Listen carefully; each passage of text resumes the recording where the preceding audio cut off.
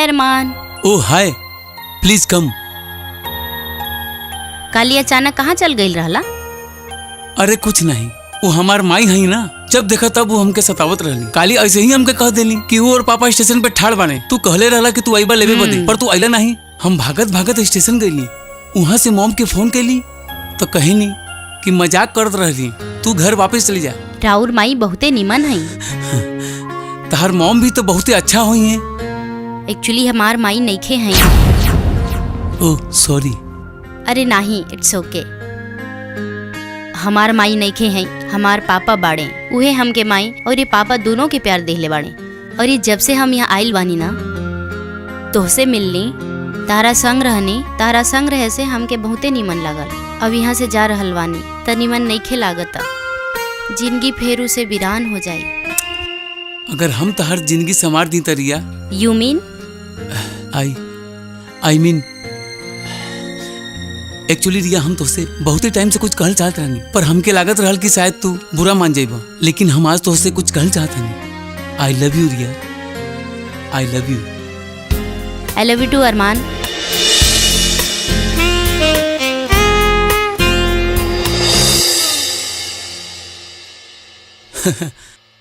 चला, अब finally account के काम तो पूरा हो गई। पापा के भी रिलैक्स मिल ही जाई कि बेटा तब पूरा काम कर दिए। अरे पापा के फोन। हेलो बेटा। हाय पापा। वो पेपर के का भइल? हाँ, वो पेपर हम सबमिट कर देले बानी। अच्छा। रउआ अब टेंशन ना करी, रउआ पूरा आराम करी। ऐसन का बेटा? राउर बेटा रउआ के पूरा आराम देवल चाहता, काहे कि सबे काम हम संभाल लेब। तहरा से यही उम्मीद रहल बेटा। ओके पापा, बाय बाय बेटा। कबो कबो जिंदगी कितना आसान हो जाला ना। अब हम घरे जाके पापा के बिजनेस संभारब और फिर अपन मॉम डैड के रिया के बारे में बताइब और फिर हमनी के शादी। का करी? अरमान के सब कुछ साँच बता दी का, या फिर चुप रही? कुछ समझ नहीं के आ रहल बा, पर कुछ तो करे के पड़ी। वो भी जल्दिए से ही अरमान के सब साँच बताए के ही पड़ी। हेलो। हाँ। का भइल? तबीयत ठीक नहीं का? नहीं, हम ठीक हैं। जब से तू आइल बाड़ू तब से चुप बाड़ू। बस ऐसे ही, डोंट वेरी। कुछ तकलीफ बात बतावा। नहीं, बस कबो कबो माई के याद आ जाले तो अपसेट हो जाली। बहुते कोशिश कईला पर भी हम अपन दिल की बात तोहके बता नहीं पा रहल हैं अरमान कि हमार प्रॉब्लम का बा। काश तू समझ पाता अरमान। ओके, हम चलत आनी। हमके चित्रा मैम के लगे जाए के बा, कुछ सामान कलेक्ट करे के बा। ठीक बा? हम छोड़ दी? नो थैंक्स। Okay okay by.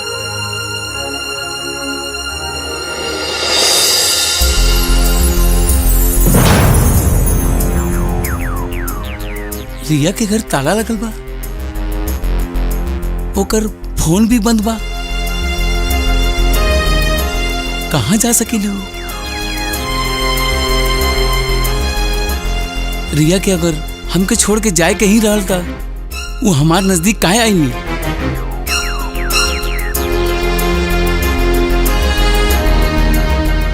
का वो हमार जज्बात के साथ खेलत रहनी? नहीं नहीं,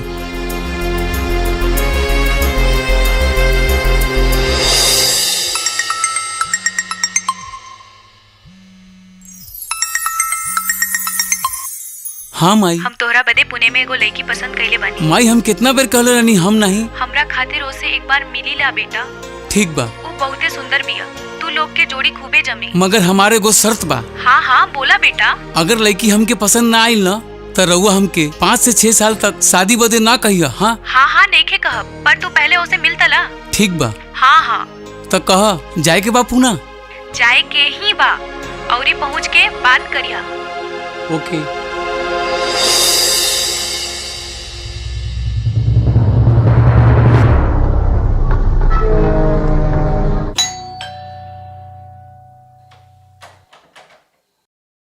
ओ रवा आई।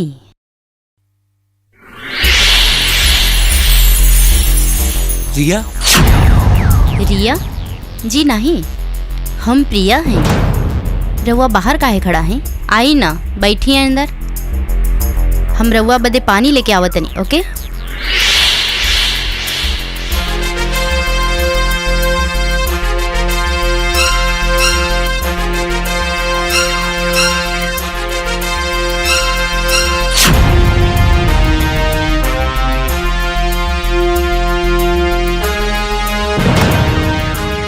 ये सच में रिया ने के या फिर झूठ बोलतिया? लेकिन अगर ये रिया है तो हमके देख के चौकली काहे ना? या सच में ओकर हम सकल बा? लिही ना।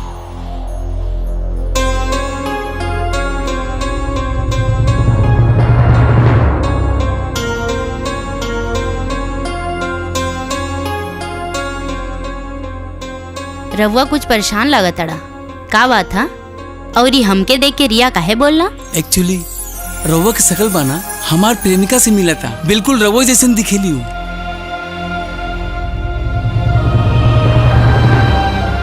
ई देखी। ओ माय गॉड, खाली हमनी के शकल मिलत नहीं, हम शकल बानी हम दोनों। जी हाँ। अभी कहाँ बानी ई? I don't know. का तू नहीं जाना तड़ा? वो हमके बिना बतौले चल गईली हमरा से दूर। रवा ओके खोजे के कोशिश नहीं कईला? कैसे खोजती? ओकर मोबाइल बंद रहे, ओकर बारे में हमके कुछ नहीं मालूम। रवा ओके भूला नहीं पौला? यस। ओकर बावजूद रवा हमसे शादी करे चले आईला? जस्ट मिनट, हम राउर संग शादी करे नहीं आए नहीं। माई रउआ के देखे कहले रानी था, उनकर बात कैसे काट सकेनी? तो रउआ के देखे आ गई नहीं और ये अब रउआ के सब बता देनी है। अब हम जाता नहीं। रवा जा तड़ा? जी हाँ। रवा तक कुछ दिन रुके की तैयारी से आइल रहला? हाँ, जब हम घर से निकलने रहनी तो हमके मालूम नहीं रहल कि हमार मुलाकात रउआ से हो जाई। हम सोचनी जेकरा से मिले जाता नहीं ओकरा समझावे में 3-4 दिन लग जाई हमार बतिया के, और ये मौका देख के सब बता दे, पर मौका इतना जल्दी आ जाई ई नहीं मालूम रहल। एनीवे चला तनी हम यहाँ से। जस्ट मिनट मिस्टर अरमान, जे रवा डिसीजन ले ले बड़ा वही फाइनल रही, पर हमरो एगो बिनती बा, जब रवा आ ही गइल बड़ा तो और ही कुछ दिन रुक के जाई ना, काहे कि आजे हमार चचेरी बहन आ रहल बिया, बड़ मजेदार हैं, कुछ दिन उनका संगे रह के चल जाए। प्लीज रुक जाई ना, प्लीज। ओके, हम रुक जाता नहीं। वैसे भी रउआ अपना बारे में कुछ बतौलू नहीं, रउआ के हई और हमार माई के रउआ ऐसन का जादू कर दिलू कि वो आज रउआ के अपन बहुरिया बनावे के डिसीजन ले चुकले हैं। जायद ना अरमान, का करबा जानी के शादी कईता त रउआ के बतावती। ई टर्म्स कंडीशन पा हमके वो बीमा की पॉलिसी थोड़ी बेचतानी, जे पहले रउआ के डराइब फिर जेब खाली कराइब। जखम बा खुरेदे से दर्द होखेला, शादी होइत त रउआ ओमे मलहम लगा देता। ओके, सुत जाई, रात ढेर हो गइल बा। हाँ चली रउआ, चली, हम आवत नहीं। Okay, good night. Good night.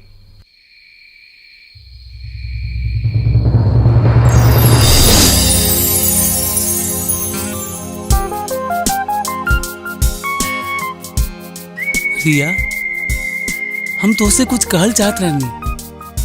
I love you.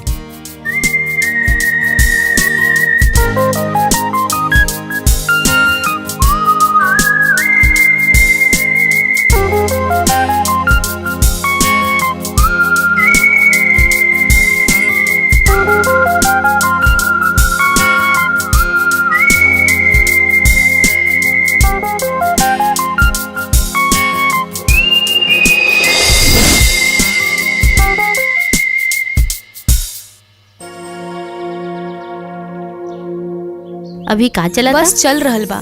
का बात है? Good morning.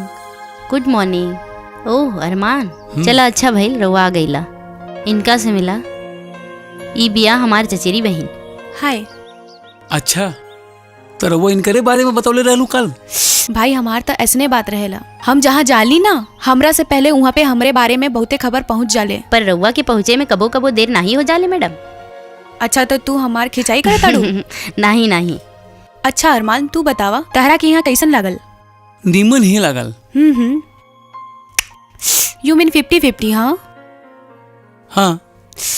हम तो जब से यहाँ आयल बानी तोहरे बारे में सुनत आनी। प्रिया तो बहुते कुछ बतौले हैं तोहरा बारे में। एक बात बताई, ई जे प्रिया है ना, इहे रिया है।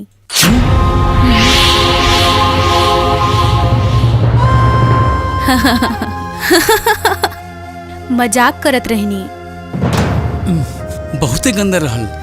अरे यार, हमार तो कहे के मतलब खाली ये रहल कि अगर रिया प्रिया के शकल मिले लेता त रिया के जगह प्रिया काहे न ले सकेली।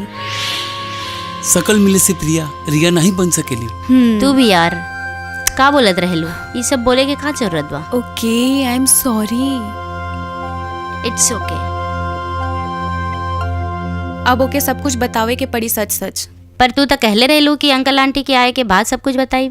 उनका तो 2 दिन बा आवे में। उनका से काली फोन पे बात कई के भोरे उनका बता देब जा। और ये कोनो रास्ता भी तो नहीं बा। वैसे भी हम ओके फोन पे बात करत सुनले हैं उनका मम्मी से। ऊ यहाँ ना ही रुकल चाहताड़े। काली वो अगर चल गई लेता जिंदगी में दोबारा कबू मुलाकात ना हुई।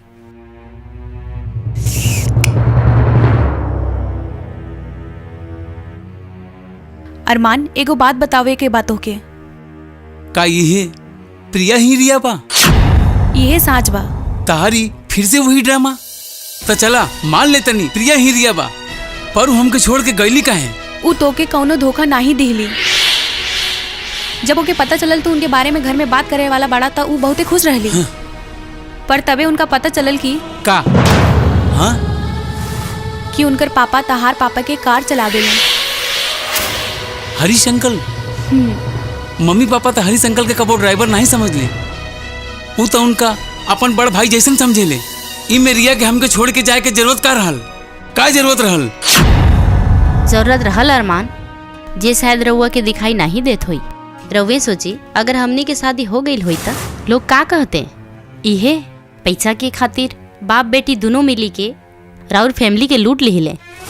व्हाट रविश, ई का कहा तड़ू तू?